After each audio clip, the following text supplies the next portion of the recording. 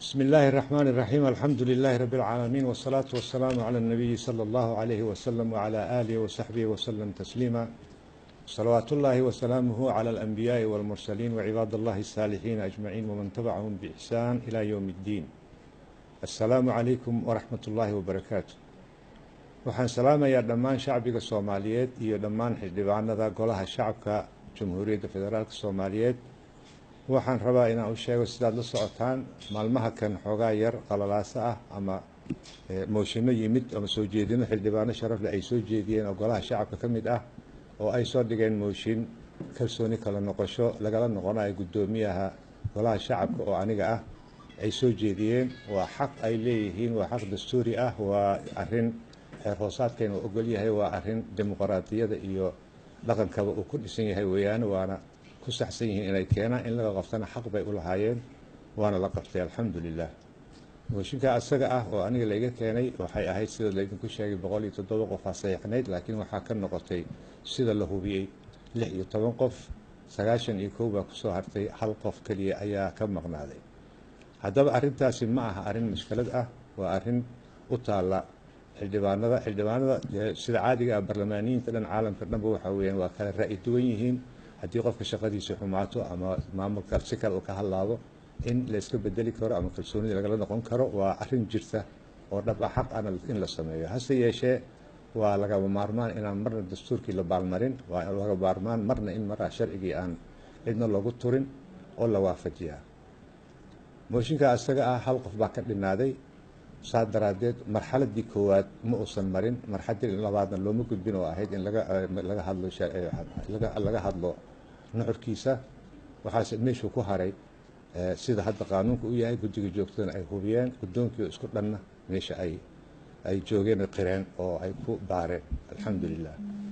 waxaase xusid mudan ujeeddada ma aha jawaari meesha laga qaado, ujeeddada waxaa weeye anigu marinkii waayo oo lagu baabi'in lahaa, in loo fahmo in lagu baabi'in lahaa, lagu burburin lahaa baarlamaanka oo uu noqdo midaan jirin, ama taariikhdii uu soo maray baarlamaanka 8aad in laga dhigo ayaa cad, in la kala diro golaha shacbigana u markaa noqdo mid oo aan shaqayn karin, xilkiisana gudan karin. arrinta aan u sheegay waxay tahay saldhigga dowladda waa golaha shacabka. golaha shacabka soo doortay, codkii shacabku ku hadlayaa, heybadda shacbiga lagu cayaaraya qof alla qofkii doonayo inuu golaha shacbigaasi khalkhal geliyo. xildhibaanaanu nahay, ra'yi baan leenahay, waa doodnaa, cod baan ku kala baxnaa.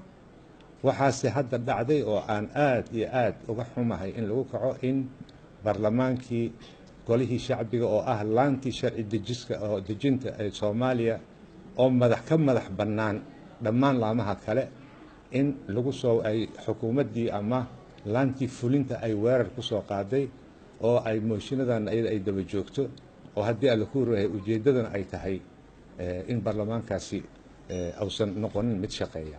waxaana sababay arrimo aniga aan diiday inaan saxiixo oo ka hor imanayay nidaamka, mabda'a iyo ammaanada naloo dhiibay. in aan saxiixo aan ka diiday ayaa soo kiciyey arrinta tani. ujeeddada ma aha jawaari meesha laga leexiyey, waa ujeeddada waxaa loo jeedaa waa burburin lagu wado golaha shacabka. dhammaan xildhibaanada golaha shacabka, kuwa mooshinka keenay iyo kuwa aan keenin, dhammaan waxaan ku baraarujinayaa min fadlakum wa ixsaanakum. jawaari waa qof beritu ka tegi karaa, anigana ma ihi qof kursiga isku dejinaya, qof kursiga marta awoodda ku dhegdhegaya ma ihi, laigumana soo barbaarin. laakiin waxaan walaalayaalow kulligiin idinka codsanayaa min fadlakum wa ixsaanakum, xildhibaanadiina saa u dhan tihiin, burburka ha laga ilaasho golahan. shacbiga idin dhiibtay, ammaanuu idinku yahay, kitaab baad usoo marteen. ujeeddada la rabo in baarlamaanka lagu burburiyo ha la ilaaliyo. xildhibaanow baarlamaankaaga badbaadso. jawaari wax uu ku fadhiyo male, waa shaksi, qof weeyaan, xildhibaan khaalis ah weeyaan. laakiin ha la ilaaliyo maxaa la dhahay nidaamka, daahfurnaanta iyo wada shaqaynta iyo ra'yi dhiibashada iyo heybadda aad u yeesheen shacbiga uu leeyahay gola aad muujiseen tii hore. yaan laga hoos marin, in laga kormaro oo hore loo mariyo mooyaane yaan laga hoos marin.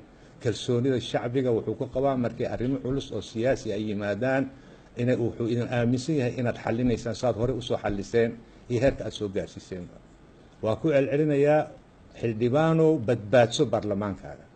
mushkilad ma aha haddaad mooshin keentay, xaq baa u leedahay, laakiin ujeeddada ka dambaysa oo laanta fulinta ay u dan leedahay ha la iska ilaasho. codkaaga dhiibo, xor oo ahaaw, si daahfurna loo qabto ha la wado.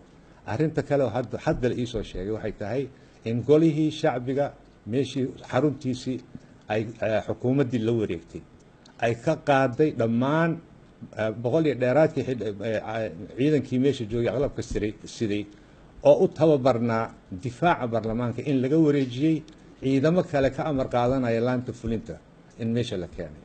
dhibaatada meeshaas ka dhacdo waxaan caddaynayaa haddii wax dhibaato ah ka yimaadaan aniga iyo dhammaan markaa guddoonka iyo guddiga joogtada mas-uul kama nihin. waxaa mas-uuliyaddeeda toos u qaadaya ra-iisul wasaaraha oo bixiyey amarkaasi in baarlamaanka lala wareego. taa ayada ah shacbiga ha ogaado, baarlamaankii golihiisii gacantayada kuma jiro, waxaa la wareegay ra-iisul wasaaraha amar uu bixiyey ayuu ciidan meesha ka dhigay. mas-uuliyaddaasi asagaa iska leh, ama ciddii kale kala dambaysa oo la wadaagto asagaa yeelanaya. ilaa iyo inta haddaan mooshinka ku noqdo, mooshinkaas wuxuu noqday 91 waxaa ka dhiman hal. saa daraaddeed waa mooshin jabay. hase yeeshee isagoo saas sharci darro u ah waxaan ogolahay in xildhibaanada oo mooshinka soo jeediyey halkii xildhibaan ka dhinnaa inay ku soo darsadaan si haybad leh, daahfuran oo deganaansho leh in loo soo dhigo, golaha la hordhigo, sanduuqa loo dhigo. hadday kalsoonida kala noqonayaan, haddii kalaba meesha ay go-aankooda ku gaaraan si xildhibaannimo ku jirto, xaq ku jiro oo dhaarta ay ku mareen ha la yimaado. laakiin meermeer kale iyo marimo kale oo markaa guracan loo soo marayo golaha shacbiga oo intaasana aan ku soo dadaalnay in shacbigaas uu yeesho dowladnimadiisa aan dhisno, ma yeelayno in la burburiyo dad ku danaysanaya iyo dan kalena annaga ka yeeli mayno. haddii xildhibaano aad tihiin waa idinku celinayaa, badbaadiya baarlamaankiina, shaksiga iska dhaafa. baarlamaankaas ha la badbaadiyo, shacbiga daraaddiis ha loo badbaadiyo, dowladnimada daraaddeed ha loo badbaadiyo, ha laga daayo ka danaysiga iyada ah. ilaa iyo inta golaha shacbiga ama aniga igu soo celinayo ama mid kale loo keenayo oo aan xilka u dhiibaayo anaa ka mas-uula. sida uu qabo xeer hoosaadka qodobkiisa 10aad faqradiisa 8aad ciidanka amniga sugidda goobta xildhibaanada iyo dadka meesha jooga oo dhan waxaa xilkeeda iska leh habdhowrayaasha ayaa ku cad. habdhowrayaasha markay soo dhaaftaan anaa ka mas-uula. waxaa keliya iga reeban qaanuuniyan iyo sharciyan iyo xeer hoosaad iyo dastuur ahaan arrinta keliya iga reeban ilaa midka ka imaanaya waxay tahay anigu ma shir guddoomin karo marka mooshinkayga laga hadlayo ama mooshinkayga oo hawshiisa lagu jiro ama loo codaynayo. waa iga reeban tahay sharciyan inaan shir guddoomiyo. markaa waxaa shir guddoominaya guddoomiyaasha kale ama ciddii xildhibaanada markaas ay u galato ayaa sharcigu sidaasuu yahay. ilaa iyo intaas mas-uuliyaddaas anaa iska leh oo aan ka ahayn shir guddoominta mooshinka aan ka ahayn anigaa ka mas-uul ah, oo habdhowrayaasha ka mas-uul ah, guddoomiye ku-xigeenada ka mas-uul ah ilaa aakhiri. wax kale oo meesha ku jira ma jiraan. haddii la doonayo arrintan inay nabad ku dhammaato, si dastuuri ay u dhammaato, si sharciga waafaqsan ay u dhammaato, waa in goob oo aan meesha xukuumadda haysan oo magaciisa dhexdhexaad ah la soo dhigo mooshinka asaga ah, si daahfuran loogu codeeyo iyadoo ay goobjoog yihiin dhammaan xildhibaanada, culamaa udiinka, dhalinyarada, haweenka, intii markii doorashada dhaceysay iyo hataa kuwan maxaa la yidhahda international community-ga maxaa la dhahay beesha caalamka ay ka joogaan kulligooda oo ay fiirinayaan xaq inuu u dhacayo oo meel aan ahayn meeshan hadda ay xukuumadda la wareegto dhexdhexaad ah in la geeyo, laga codeeyo, loo codeeyo ilaa aakhirihi. taasaan ogolnay. ha soo dhammaystirtaan halka xubin oo ka dhiman. xataa anaa ka baryaaya guddiga joogtada iyo dhammaan xildhibaanada, ma aha qaanuuni, laakiin waxaan diidaa in xasarad siyaasadeed la abuuro daraaddeed mooshinkii ha loo ogolaado. anaa soo wada barbaryaaya dhammaan xildhibaanada waxaan ka codsanayaa inkastoo uu sharci darro yahay jabay in la ogolaado hal dhibaan kale inay ku soo daraan saxiixa, la keeno golaha la geeyo si daafuran oo markhaati leh lagu kala baxo. yaan la ceebayn. golaha shacbigo ceebooba waa shacbiga Soomaaliyeed oo ceebooba. taasa iga dardaaranaa. xildhibaano waan ku celcelinaya, xildhibaano jawaari ma aha ujeedo. jawaari waa marinka. waxa loo dan leeyahay waa golaha shacabka burburintiisa iyo kala diriddiisa iyo 3 sano soo socotay in markaa meesha baarlamaanka uusan dhicin sidii lagu sameeyay sidii baarlamaankii 8aad ku dhacday oo kale lagu dhaco oo kaligeed markaa ay laan fulin iyo dad kale ay meesha iska sii wataan waxa la doonaya waa intaa iska ilaasha iska ilaasha iska ilaasha aad baad u mahadsantihiin waa ku kalsoonahay golaha shacabka iyo xubnihiisa in ay markaa si xikmad leh wadaninimo leh islaamnimo leh inay markaa arrintaa u dhameeyaan ayaan ka codsanayaa waa ku celinaa aniga ma aha ujeeddada aniga waa marinka waxa loo socda ujeeddada waa golihii in shacbiga la kala diro badbaadso barlamaankaaga shacbiga ha ceebeyn والسلام عليكم ورحمة الله وبركاته